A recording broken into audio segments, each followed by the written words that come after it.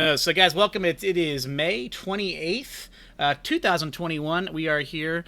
My name is Evan Ransom, your host, as always, from Nashville, Tennessee, Labs Advisor. And with me, also as always, the one and only, the beautiful Joe McHugh. How you doing, Evan? I'm doing beautiful, Joe. That's Now, awesome. Evan and I today are competing for best haircut. If anybody would like to use Slido, which Evan will talk about a little bit, let us know who you think has the best haircut. oh, that's kind of rude. It's kind of rude. In any event, featured today, we have Jason Flynn coming at us with an awesome topic. Jason, tell us a little bit about you and tell us a little bit what we're going to be talking about today. So my name's Jason Flynn. Like you said, I'm the team leader out of the Fremont, California office. So kind of tucked away right in the corner of Silicon Valley. So naturally, we're going to end up talking about Apple, iOS 14.5, and what they did in their little battle against Facebook. Because I drive right by Facebook every day. So might as well talk about how they may or may not be messing with your income if you're doing Facebook ads. So this is one of those things because it's like I love Apple, but I also love making money, right? Who do I side with on this one? I don't know. You're going to tell me. Maybe you don't have to side with either, and you just keep running ads. We'll find out. I'm just going to take the side opposite of Apple, just out of tradition at this point. Yeah, no, Apple doesn't care about you. They don't care about you. They don't. And 14.5 shows that, right? Right? No, I'm just kidding. I'm not on Facebook's side either. Now, that being said, I do want to quickly throw up onto the screen the Slido for today. So instead of asking your question in the comment on Facebook, go to slido.com. Join us at 755-127, or just take your phone right now and hit over that QR code, right? If you do that, and we already got someone in here, 14.6 changed anything. So we will be talking about that. We will be talking about that today for sure. Thank you, Anonymous, for that one. But with that being said, if you join us, Slido.com again, one more time, Slido.com, 755-127 is the meeting code that will get you in, be able to answer questions, or ask questions, excuse me, and Jason and Joe and myself will do our very, very darndest and best to answer those questions for you. But that being said, I'm going to pull it on into the presentation view here, because Jason, I know that you've got some things to share with us today. I do. And luckily for you, it's just about 7 slides. So it's really not like this can be a highly, not controversial, what's that word, complicated topic. But we're going to try to make it super simple because, yes, a bunch of us are nerds, but like, let's try to break this down as easy as possible to understand. So basically the big question is, did Apple kill Facebook ads with this change that they did? And of course, have the wrong screen. There you go. No. So there you go. That's it. All right. Thank you, guys. We will see today, you next week. All right. Good deal. Thanks again, Jason, for being on. Joe, we'll see you guys. Wrap it up. Cue the music. So what we're actually going to be talking about in just 6 more slides from here is what's going on and who it's affecting. This is if you've seen a bunch of like YouTubers or influencers or even Facebook saying, oh my God, Apple is making this change and the world's ending. We're going to talk about what's actually going on and how it may or may not actually affect you, and then best practices for Facebook ads in 2021. Because plain and simple, the environment's always changing, and we want to kind of always be prepared to pivot as the environment changes in regards to privacy. It was funny, Jason. I was talking with somebody about this yesterday. I don't know if you were around when people were milking Craigslist for all it was worth. Yeah. And then Craigslist made a little change, and you couldn't make any money off of Craigslist, at least not in that way anymore. Like overnight. It was just overnight. Like I had one year, like 90% of my business was from free internet leads off of Craigslist, and the next year, nothing. So, I mean, a couple of years ago, Facebook was in the news because they got sued by the HUD department, right? And said, hey, you guys are allowing realtors to violate fair housing laws. So therefore, we're going to make these changes.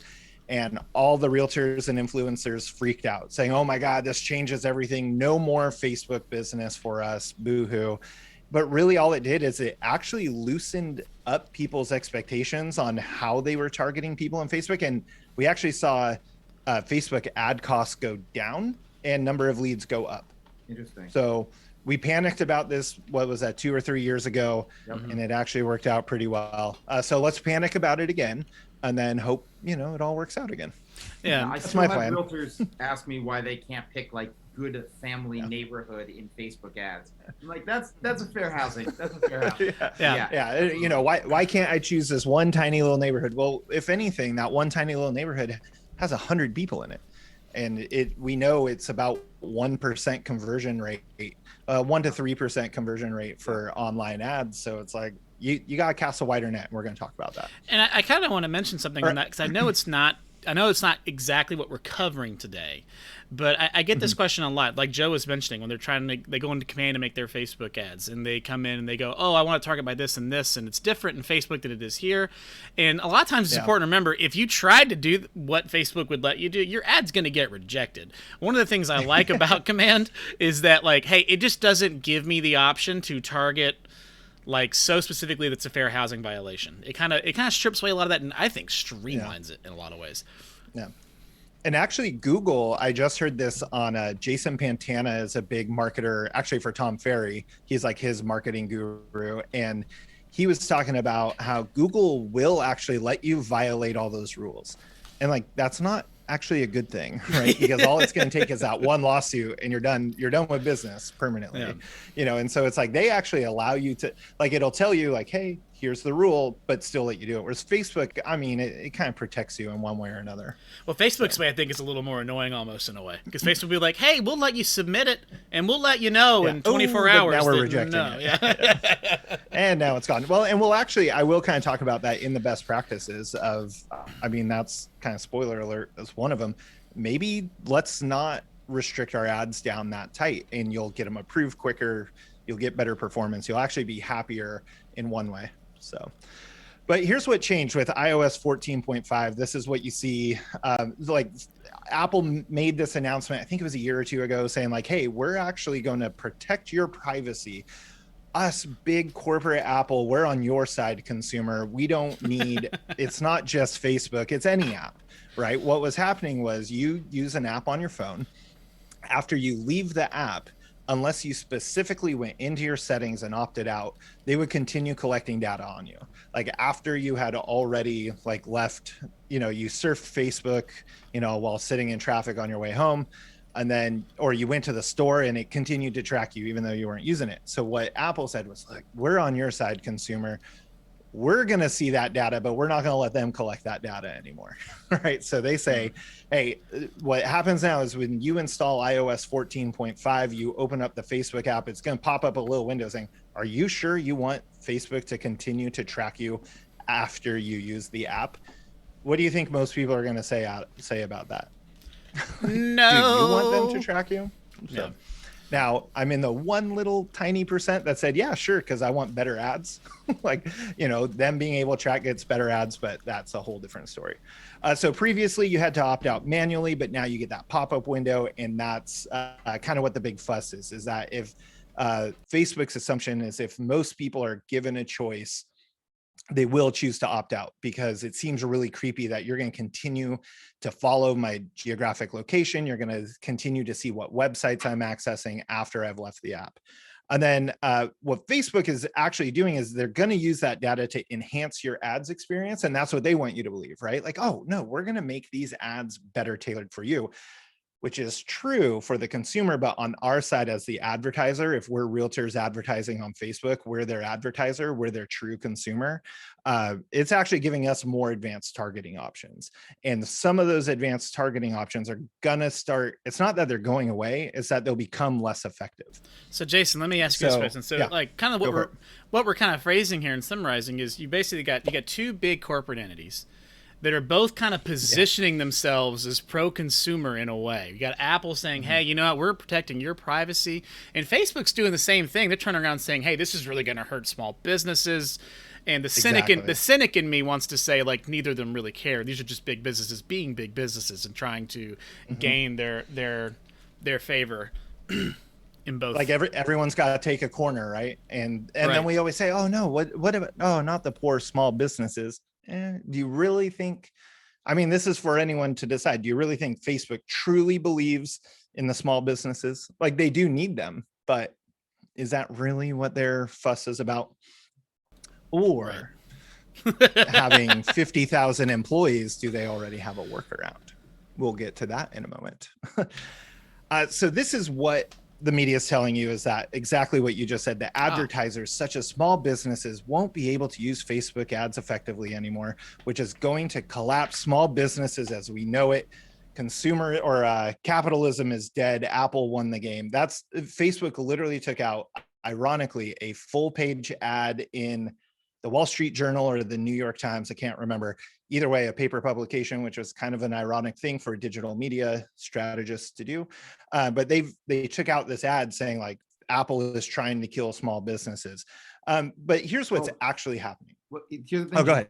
They couldn't take the ad out on Facebook because the targeting's not there anymore, right? Because of Apple. So this was before it. So this was before it. And again, maybe they have a workaround. So here's what's actually happening though. Facebook is losing the ability to track some users after they close the app, right? So really what that means is they can still collect data within the app. And as realtors, that's where most of the stuff I need is anyways. So like if I run an ad that is a just listed ad of a beautiful property, Facebook already knows that's a real estate ad, and someone clicks on that, great. They just got flagged for life as being interested in real estate by Facebook, right? So that's one area that we're not going to be that worried about anymore. But and kind of this is why I was alluding to earlier, Facebook engineers are really, really smart, and Facebook has a ton of money. They already have some workarounds in place. There's different ways to track the information. You still have some cookies in place that's going to allow them to track that user, but it is going to affect some. And that's only on Apple iPhone users. Right. It's not affecting. Oh man, it's almost like that. Oh no, I don't have that slide. So yeah, good point. Yeah. I thought I had a slide saying that. I was going to say, if this becomes just me previewing each next slide, I'm like going to start being quiet for the rest of the show. Full disclosure, Evan has not seen any of these slides. What's interesting though, right, is that actually brings up an interesting point, which is the people who are outside consuming real estate right now. I think a lot of us, you would say probably millennials and above, are used to using computers, right? We still do things on the computer even when the app's available, which means that we're still using Facebook on the computer. We're still doing a lot of those things, and Facebook can still track us. It'd be interesting to see, like, generationally, and again, the engineers will find a way around this, but right now it's probably affecting that next generation, which is solely on the phone for everything. Yeah. Well, and here's the thing. So to Evan's point about this is only affecting, not only is it only affecting Apple iOS users, so iPhones and iPads, it's only using ones that currently have 14.5 or higher. Now there's a 14.6, but anything 14.5 and higher, and only if they chose not to let it track them, right? And we'll see 14.5 adoption increase. It only rolled out, and this is a month old or so. So it right now, it's not that many people. So I actually went and pulled a statistic that was kind of interesting of how many users.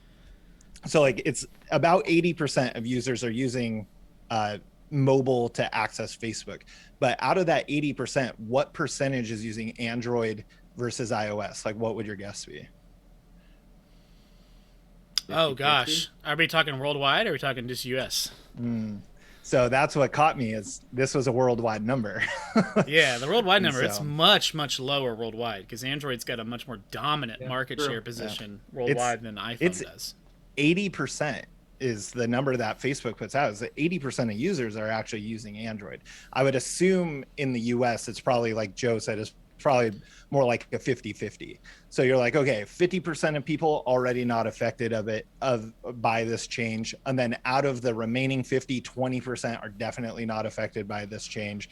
That remaining 80% of the 50, so whatever that percentage is. Because Apple's move at the end of the day is pretty much mostly an optics move. It's mostly because Apple's tried to get into the advertising space before and failed at it. If you think that they would have succeeded at that play in the 5 or 6 years ago, that they'd still be adopting this kind of strategy, they wouldn't be. But and then the other thing I want to mention is these are iPhone users that also don't also go on their computer and browse Facebook ever in a web browser, Google Chrome, anything like that. Well, and that's what did you say that statistic was? The amount of people who have those systems, that isn't the amount of people who have those systems and are upgraded. So now we even have a smaller subsection of that of who is actually upgraded. So let's say 25% of all, and I don't know what the adoption is, but let's say 25% of all of your potential consumers are now off the table because of that. Probably even less because people are using web browsers. So and even when you say off the table, it's off the table of retargeted traffic or advanced targeting, right? And that's when we get into best practices. I've already been an advocate of, like, before Command came out, I was already doing Facebook ads, like kind of a lot. I should have, maybe it would have been helpful, I guess. I don't know, lead off with, I have a master's in marketing. I love marketing, Facebook ads, digital ad strategy. It's like a passion of mine. So it's not like I just kind of came up with this. Right. And we were already kind of like with that HUD suit 2 years ago, we were already kind of targeting down too tightly. This might actually end up helping us. So I mean, only time's going to tell, but we'll see what happens. Yeah. But you ready for it? I got 3 best practices. It's pretty simple. And then we can just kind of talk all about whatever you want to talk about ad strategy. I'm all for it. So Facebook's still an incredibly powerful ad platform. I actually meant to mention on the last slide where I said Facebook is smart. They have the world's best engineers and a ton of them. So 50,000 employees at Facebook. I don't know what percentage are engineers. What do you think the average salary is at Facebook? For all employees, not just engineers, what's the average salary at Facebook? Excluding the content moderators? No, everybody. All employees at Facebook. 150, 200? 250. So, and you figure that's because they're paying engineers a lot, right? Like, I'm in Silicon Valley, I'm watching them buy these 3-bedroom, 2-bathroom, 1,500 square foot ranch style homes for $2.6 million that were built in the 50s, right? Like, they have this kind of sick money. Facebook's not paying, the guy that barely passed computer science courses, for that kind of work. Like, these are smart people doing this, and they have a ton of them. But anyway, so that's why I'm still all in on Facebook ads until we actually start to see drastic changes. I'd be all in on Facebook ads after you've kind of exhausted for newer agents, after you've exhausted your kind of low hanging fruit of your sphere and free options. Once you get some business going, reinvest a little bit that into Facebook. I think it's one of the best and cheapest or most effective forms of marketing right now. But absolutely, and we were already stomping our feet about this before, but absolutely be using that Facebook lead generation form. So like when you're in Command, you get 2 options. Use the Facebook lead generation form, or I can't remember off the top of my head. I think it says send them to a website or something like that. It's a little, the wording's a little confusing because it's really asking where you're going to collect the information at. You're still going to take them to a landing page with the lead form or not. Like, you're going to take them to a destination. It's just basically, hey, do you want to use Facebook lead gen form or no? And the answer is always yes. Yeah. And now, even more critically, the answer is yes, because by filling that out, it's giving Facebook that permission to track them again. It's not going to track them outside of the app because that's prohibited if they declined it.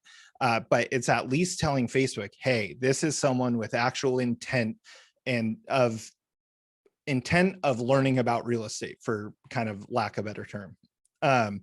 So absolutely use that lead generation form, and then send traffic to your website through Facebook, because it's one more way for Facebook to be tracking them. In Command, you can install your Facebook pixel into your Command powered website. And it's like, we want that tracking to happen because when they go through your Facebook ad, it's giving Facebook permission for them to continue collecting that information. So it's a little bit of a, hey, if you're going to do Facebook, go all in on Facebook now. Like Facebook is incredibly powerful when we use the tools. We kind of lost access to some of these other tools that some people would call shady because they're tracking people based off of not having permission, essentially, or maybe not full disclosure. So best practice number 2, disclosure for sure. Yeah, I think it's that, it's a little, people don't feel good about it. I don't know. Best practice 2, cast a wider net. So this is what happened with that HUD suit, was people were getting, so I want to target this area, like this little neighborhood, and only people that had income of over $100,000 or FICO over 720, right? Well, they were getting so narrow, they were kind of leaving everyone else out. So what we're going to say now is focus on the top of the funnel. And for me, that means geographic targeting. Like it's the only filtering that I do on Facebook ads. I've done, a lot of the smart targeting options. I'll kind of go back and forth between the two just to kind of A/B test them. And I see mostly the same result. I'll get a little bit better of a result from doing a little of that advanced targeting. But again, I'm more about, I want that wide net. I want to collect as many people in that net as possible. I want names, emails, phone numbers for as many people as possible. I'm going to blast out different marketing in different ways, and eventually they're going to come down that funnel for me, right? Because go for it. It's funny because you talk about geographic targeting, and most people just pick, I'm just going to pick the circle around where the property is, right? What are some other options? Like I always tell people are constantly moving to my area from a very specific area in New York. Target that. If you don't know that, look at the referral network referral tracking. The tool. There's that little that tool that is in there. Find an area that's sending your area a lot of referrals and target there. Just see what happens, right? It's a fun little test experiment. it. Yeah, exactly. I mean, you figure you could throw $50 at it, see what happens. Was it the end of the world? If you're a producing agent, was it the end of the world to spend $50 and realize, like that wasn't great compared to what I've done before? I mean, I've seen people say, I'm going to hit this entire neighborhood with a, post office EDDM campaign. And it, I spent $1,000 on it and they got nothing. It's like, well, I can pretty much guarantee you'll at least get some leads out of, $20, $50. What's so funny, Jason, is I have this conversation with agents all the time, right? What does the MREA say is the conversion rate for a not met farm? Do you know off the top of your head? 50 to 1. 50 to 1. So that's about 2%, right? And what's the conversion on internet leads? Right? 1 to 3. So split the difference, call it 2. Rate? Yeah, it's the same conversion. Yeah. I've never thought of it that way. It's a not met farm. Yeah. And like when I say 1 to 3%, it's I learned that number and everyone kind of talks about that number. That's what I see through my own ads, what I see through helping other agents run their ads. It's a pretty consistent 1 to 3%. And so we have some ways to boost that up. Like Joe said, with, maybe choosing not the geographic area around that house and choose a geographic area at a neighborhood that would be interested in moving to this neighborhood. So I used to live in Santa Cruz down on the beach, which is south of Silicon Valley. We would run ads all the time on a Santa Cruz listing in Silicon Valley saying, hey, we're only 45 minutes away. Come live on the beach. It's actually cheaper. That house is only $1 million versus $2 million to live right next to the beach versus in the middle of a suburb. Well, it's funny, when the pandemic started, there was a mass exodus from New York City to our area. Just run ads there, right? Like just do it.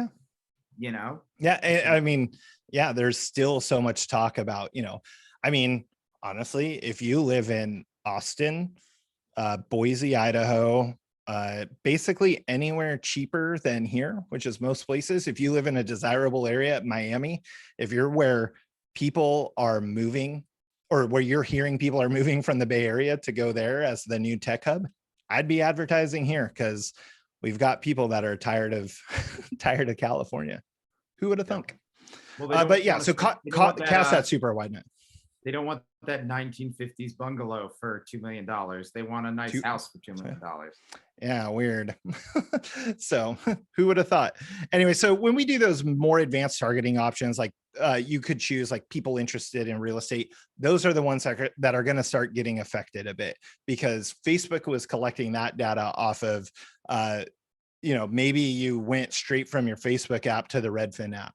Right. And so then it's like, ooh, they're interested in real estate, whether or not you ever actually did anything in real estate on Facebook.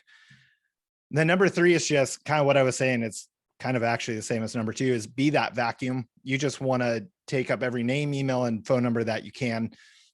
That's because we've already just mentioned a few different times that we've already had to start adjusting in the digital media advertising space. This is going to happen again. Right now, so like Evan said, if you're on a desktop, you're not necessarily affected by this. Apple will have Safari do the same thing starting next year. So there's like a little chunk gone, right? And then I doubt Google is ever going to play the same game Facebook did or Apple did, because they need the data. Well, no, hold on though. So there's okay, I'm ready. So we had actually, this is a question that we had in there: isn't Android adopting similar policies in their next update? And so it's not the same thing where they're like disallowing tracking altogether. What Google's going to be doing essentially is they're still going to collect the data. It's just going to be very, very difficult for third-party sites to have their cookies get that data. So Google's play is a little bit different. Google's a little more of a selfish play than Apple's is, whereas Apple's taking like a firm, like, hey, we're going to be a pro-consumer stance. Whereas Google's taking a Chrome is going to be getting this update, and that's going to be a big population. So it will be a similar effect where tracking and advertisers are going to have a little bit harder of a time on people that are using Chrome. But like what Jason's saying, though, when it comes to what we're doing in real estate and how we're advertising, this doesn't have as big of an effect on us as it does for retail advertisers, as it does for traffic advertisers and things of that nature. Like, we're not going to be hit by this necessarily as hard as other industries are going to be. Yeah. And I mean, I've always told people, because people say, how do I target sellers? How do I, they are always trying to do these very specialized Facebook ads. I'm not about that. I'm just listed open house, check out this new listing. We know people want to see pretty houses on the internet and TV. Otherwise, HGTV would not exist. Yeah. Otherwise, we wouldn't do open houses and have people literally introduce themselves as nosy neighbors. Like, people want to see inside pretty houses. Yeah. Right. So run an ad with a pretty house, throw up that Facebook lead generation form in between them. So when they click on, oh, here's 4 photos, I want to see more, they click it. Oh, you got to sign up in order to do that with your information pre-filled, because Facebook knows everything about you. It's like easy as pie. They click that. And yeah, we know that average conversion time frame for a Facebook ad, you do get that 1 to 3%, that's hot in the next 30 days. But for the most part, it's 12 to 18 months, because it's people sitting at home watching HGTV while surfing Facebook, looking at houses on Facebook. So it's, we just need to be in front of it all the time.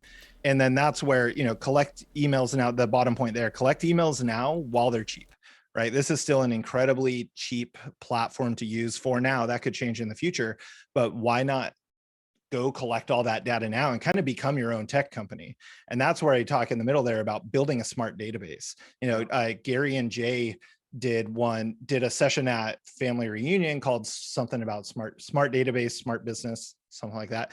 I basically ripped off the entire idea, made a class out of it. There's a little link to it there that myself and Zach Younger, our regional tech trainer, that we put this little class together, click that, or don't click the link, but write it down, and it's an hour long about basically how you can build a smart database around this idea. Just go collect information and start communicating with them.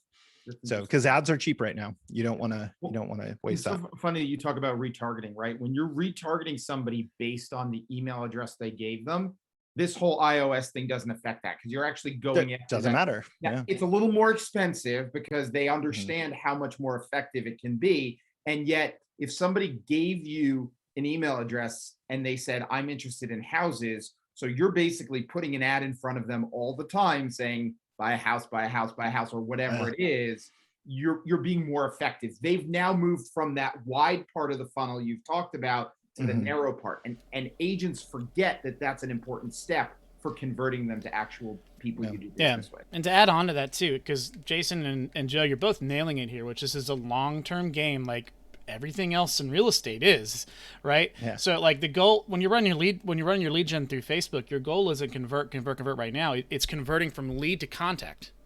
Yeah. Mm-hmm. Right. It's recruiting from not met to met, and we're going to see that in the lead generation model, right? We know that we're getting people from one-way conversations into two-way conversations. And why do companies like Conversion Monster do so well, right? Agents don't want to do that, so they pay somebody else to do it, right? Yeah. And oftentimes they pay somebody for just enough time for them to not get the business, right? Because you said 12 to 18 months. and they have a budget of like 9 months and they're like, well, this doesn't work, and they cut out. You got to go the rest of the distance, or it's not, it might be a $2 lead, but it's a long period of actually working that lead before you see the payout. Yeah, for sure. I mean, it's that long-term game. And there's even, we used to always say, like, get a lead, call them right away, follow up. You have 4 minutes to follow up. Yeah. And that's even really starting to change now, because is someone filling out their name, email, and phone number to get information on Facebook about a property? Would you say that in general should even be classified as a lead versus maybe an inquiry, right? It might even be higher up in the funnel than a lead, is one argument. Well, and it's like, okay, so then we use automation like smart plans, right? To say the lead comes in, I go click add to smart plan. They get a text through Twilio, they get an email. Now I haven't called them yet. I'm just kind of just boop, touching them. And then when they respond, now they're a lead. Yeah. The point that somebody goes, and I forget where I saw this, I think it was at Mega Camp, that somebody goes from being a voyeur to deciding to buy, right? Mm-hmm. That moment is about, on average, 18 months from when they're actually going to make that purchase, right? When they're going to close on that house. So essentially with these Facebook ads, or with any ad like this, the reason why they're so cheap is we're stealing those voyeurs from Zillow, right? We want those voyeurs to be looking at us instead of looking at Zillow. And so, it's interesting. We are a little off topic, which is great. I love this conversation, but let's inch our way back to where we were going with this. So, all right. But I love this. Lucky for you, that concludes my not so TED Talk. Yeah. So there you go. I love that line. I'm going to steal that for sure. This is burning in my mind because somebody asked that since this update, they've seen their lead costs, or other agents have seen their lead costs go up. So is it because of this? Like, what factors? I have my own thoughts. I want to hear what you have to say on this. Like, is it because of this update?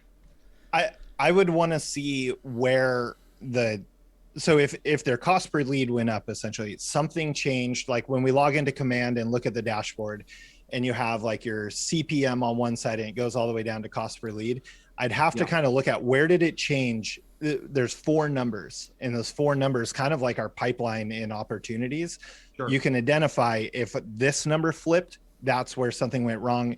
It could be because of this. It could be because, I don't know, people are burnt out on the market right now. It could be there's suddenly more licensed agents out in the world right now than there are listings. Yeah. It could be so I'm in the Bay Area, up in Sacramento. It's the capital, like a couple hours away. I drove up there for a top agent mastermind of them talking about the market there. They have not only the same competition we have here, it's actually more intense competition because of a more affordable price point, but then they also have intense iBuyer pressure, whereas we don't see it in the Bay Area because of the price point. It gets real tricky for iBuyers. And so they're up there seeing like all this. Weird. When you have a $26,000 margin on average, and we can sneeze and 200,000 goes away. They don't play in our market that well. And I just posted a meme the other day about sometimes I start talking and forget where I'm going, and that's what I just did. So someone else talk. So what my thought on this, and I could be completely wrong, is it's becoming easier and easier to run Facebook ads for real estate. And naturally, the more people who do something, the higher the cost is going to be. So again, I agree with you. Without looking at all the different numbers and looking at the ads themselves, like, was it the exact same ad that was run multiple times? And even then, like, running the same ad over and over again, the audience for that ad is going to start to shrink because people have already seen that ad, right? And less people are interested. So that could drive the cost up. Second, more people could be buying Facebook ads. And when that guy next to you says, oh, run Facebook ads, they're really cheap, and then 50 more people run Facebook ads because they heard him say it, that's going to run the cost up a little bit. Maybe not enough, but it's going to do this. So could this update have affected the ad cost? Yep. Yes. But I think there are other factors in play here, and that's one of the things being put together. Like there are a bunch of things for what's happening. At the end of the day, it's really hard to. So if we're looking at this question, is IFC multiple agents state their lead costs have jumped since the 14.5 update? Is there really no correlation? The proper answer to that question is there's no way to state for certain that there is causation. Right. There's certainly correlation. Right? Yeah, that's a good point. Like they've gone up since 14.5 has come out, but we were seeing them rise just before too. So it's hard to determine if that's the cause. And for each individual person, like Joe's saying, like Jason's saying, you have to look at what's going on in their markets, how they're running their ads, what are their metrics, and what ads are they running, and how are other people in that market doing it as well. And I think it's important at this point that we kind of talk just briefly about like, hey, how does all this stuff work? Right? I want to think real quick about what Facebook's job is. Magic. It is. It's magic. There's a lot of algorithms involved, right? But we know that. So Joe is an advertiser and Jason is Facebook, right? So Joe goes on and he's got ad media and he's got a destination and he's willing to pay a certain amount of money per day up to a point to get that ad in front of people and to generate clicks, right? Now, every single time you go to Facebook, right? This works differently from traditional media because in traditional media, hey, there's predictable content at known places that's going to release certain times. You can do that at your leisure. In Facebook, you never know when a viral piece of content goes active or when a lot of people are going to be on Facebook at the same time. Humans can't do this, so this is a job for algorithms and bots, right? And every single time you load the page, we know a few things. There's going to be some sidebar ads, and every fourth post on your newsfeed is going to be a sponsored post. What happens in that instant is several auctions get held, right? So you mean real technical. You wanted to go real technical. No, because I want to get a certain point across, right? Yeah. So there's a point I'm getting to on here, which is that like Joe can actually go in, and we don't do this necessarily as very much as command. I don't recommend you do this unless you really know what you're doing. But you can actually control how much your bidder bot, right? So when you actually hit publish on your ad, you're basically hiring a bidder bot to go in and bid at these auctions, right? And you can actually tell your bidder bot, like, hey, I'm going to spend $5 for somebody to click on my ad. There's several factors that go into ultimately what that click costs. But just because you're willing to spend more doesn't mean that your ad's going to get run more either, right? Because there's a bias against bad performing ads. Because Facebook's job is not to serve up, when they pick who gets that spot, it's not necessarily who has the highest bid, but who is more likely to actually generate a click and make Facebook and the advertiser more money, right? That's what Facebook's job is. And that's why they have those $250,000 engineers, a year engineers, because they've figured out that it's not the highest bidder. It's not coming in. It's who's got the most engaging content, who's going to generate the most clicks, and who's going to generate the most clicks to demographics that are most valuable, right? So a lot of those considerations go in. So another factor on top of everything that Joe and Jason have said is that how good are the ads are they running? Are they actually performing well? Are they being shown to people and no clicks are coming? Because if they do that and they go to run that same ad again, they're not going to get the same result they did the first time, right? It's going to continue to go down because someone in that market is going to come up with a better ad. So that's so interesting because I always, again, I go back to my Craigslist days, which is I love the Craigslist days. I really do. Those the good old days. R.I.P. When you walk up hill and snow 2 ways to school, right? I sound like one of those guys. But I used to run, like, I take the same property and run 5 different ads, right? I'd run one on the kitchen. I'd run one on the pool. I'd run one on some feature about the house. I wonder if doing that in Facebook, where I'm not just running an ad on the property, but I'm going to run ads on specific features on the houses. And if something really does well, like shift in that direction, right? Because that does 2 things for me. One is I'm getting a better return on the actual ad. And 2, what's 2? Oh, 2, I know something about the person who already clicked on that ad, right? If I ran an ad on this great house with a great kitchen, I could, that's my approach. I'd be like, oh, here are 10 other homes with really, really awesome kitchens. When do you want to go see them? So there's some options. I don't know. I'm just spitballing here. I think Joe, you're getting it. You're getting at A/B split testing. That's where you're getting at, right? With one house. Yeah. And just so we can say real quick what A/B split testing is, because if you're watching this show, I presume you're interested in Facebook advertising in some fashion or form. A/B split testing is the practice of let's say I run an ad. Instead of running one ad, run 2 ads, right? and run nearly identical ads, but change something in the second one. It can be ad media, it can be targeting, it can be destination link, it can be just change one thing. One of those ads may perform better than the other. Right? It's just a scientific method, right? And then you just keep doing that. Then you know you're onto something. Better, then go with that one. And I mean, that's like what Joe was saying with target something outside your area. So I always do wherever the house is located. If it's a house in my market, I know exactly like what city or whatever I can say that I want 20 miles around that. It's going to get the most kind of people for that.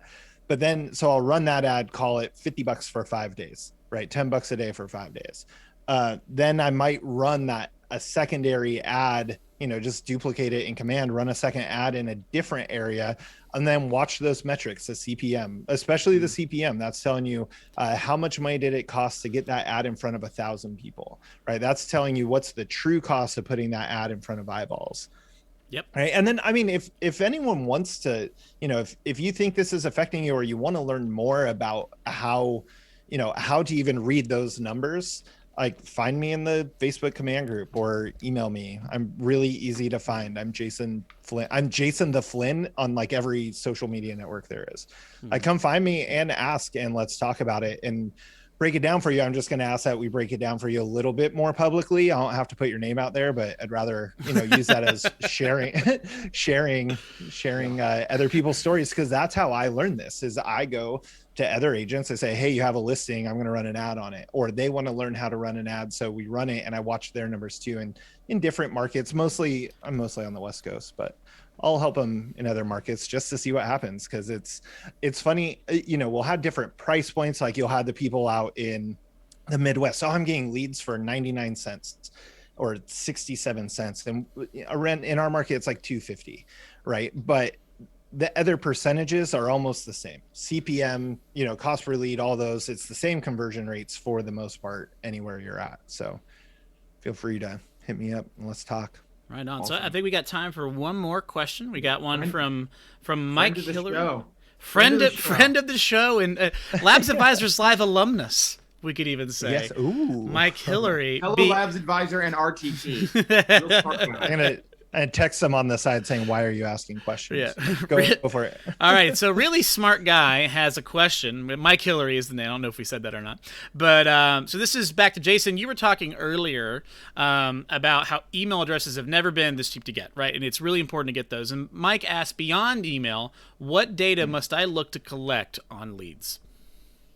I mean, I always just want name, email, phone number. That's even when I would do like open houses.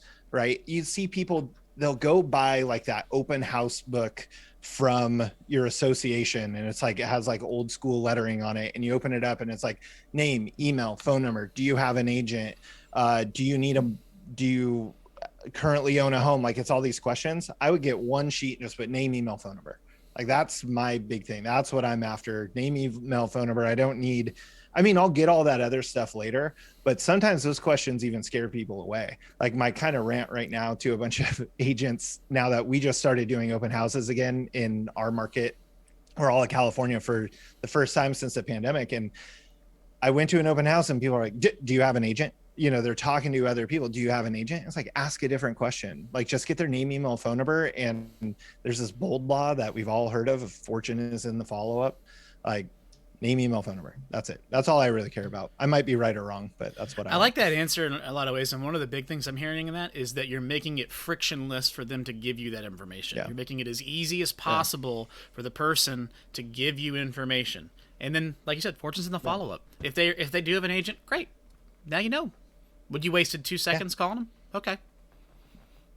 Darn. Yeah. And guess what? Like you have an agent, and is that agent the right person for you? I'm not asking them that, but just by me providing any value, maybe they decide, yeah.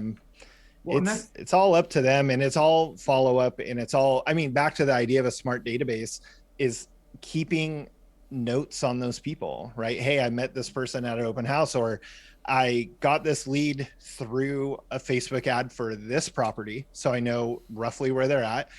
Sent them an auto text. They replied back, not interested at this time. Great. I follow up with them later. Hey, you weren't interested at the time. Just curious. Has anything changed? And all of a sudden I have something to talk to them about because they responded this much. I don't need them to respond incredibly at the beginning. I like when they do. That 1% is a fantastic group of people. Well, it's so funny because I always, when I teach internet lead generation, rather conversion, I always teach conversion before generation, because most people generate the lead and then never do anything to convert, right? And there are the 4 main outcomes, really 5. It's either they're going to do business with you and they're excited to, they're going to do business but might not be with you and it's your job to convince them. They tell you to get lost, right? Or they never respond, or bad information, right? That's the 4 and 5. Yeah. And so you want to know one of those, and your job when an internet lead comes in is to follow up with them to get that.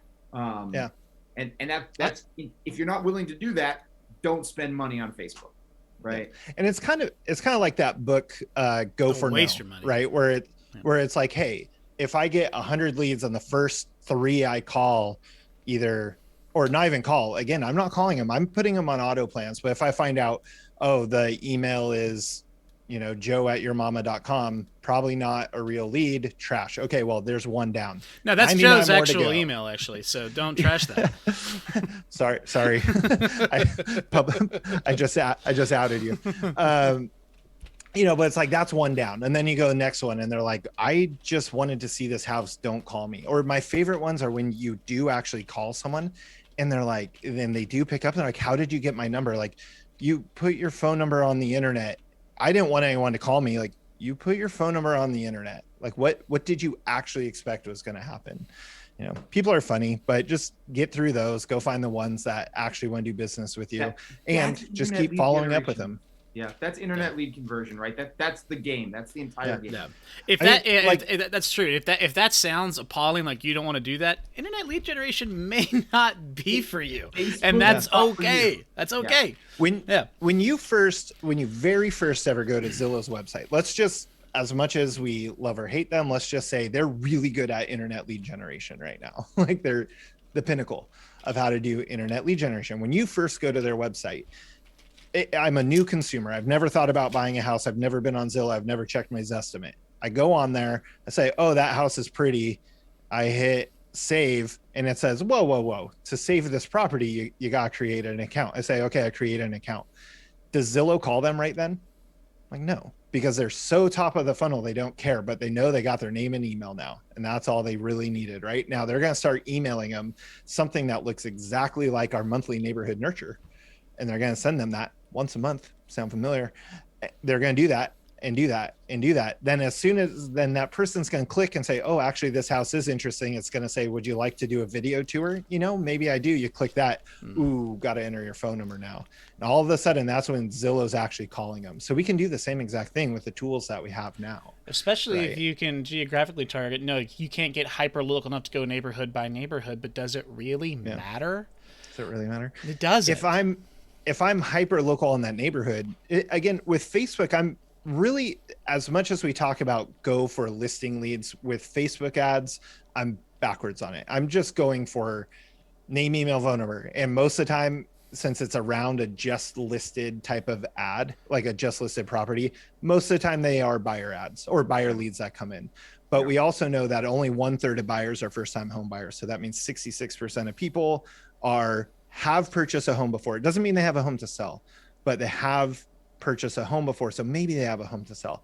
And so if I'm hyper local in a neighborhood, like, am I really going to find the buyer for that neighborhood? Like, no, I want to cast out to the less desirable neighborhoods and get them toward this neighborhood. So I really want to, we've kind of beat it to death, but I'm going to do it one more time. Go wider, like get a wider net out there. Darn, the person, I don't put the location of the house in my ads. I will in very rare circumstances, but for the most part, I might give the general city, hey, this is a great home in Fremont. And that's all I put. So they don't know the neighborhood, whatever. When they register, then they find out, oh, that's in the Cabrillo area. Like, I don't want that. I don't want that neighborhood. Great. Let's talk about the neighborhood you want. right? So, and then All right. your follow up, your drip is going to try to uncover that, right? Yeah. Eventually, you just gotta stay in front of them enough, and they are going to come back around eventually. Cool. And that's your money. Awesome, guys. So thank you so much once again, Jason. Thank you so much today for coming in and bringing this amazing information to everybody. I learned a lot today. I actually have pulled some things out of here that I'm going to adjust on my Facebook ad strategy, especially that go wider. I feel like I've said that, wider. I feel like I've thought that before and then never really decided to do it. But hearing you say it and hearing just the results you're getting with it really makes me. Yeah, go do it and then find out that I'm full of crap and then change your mind and go back to the other one. Well, I have your email, so it's no big deal. I'll rage at you later. And Joe, Joe, as always, thank you, my friend, for being here today. Absolutely. And my name is Evan Ransom. This has concluded the this week's episode. Next week, for those, we have Seth Mills on next week to talk about follow-up with online leads. So very well timed. Very topical. Yeah, very so much. Good job, whoever planned that out. Yeah.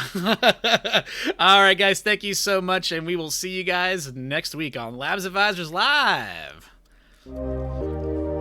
And we're gonna play some music, and we're gonna have hot mics because that's just a tradition at this point. Okay. Yeah. Joe, do you have anything inappropriate to say? No, nothing inappropriate. Never. Not today. All right. Thank you, Jason. Thank you, Joe. I appreciate you guys. I'll shoot you guys a message. Appreciate it.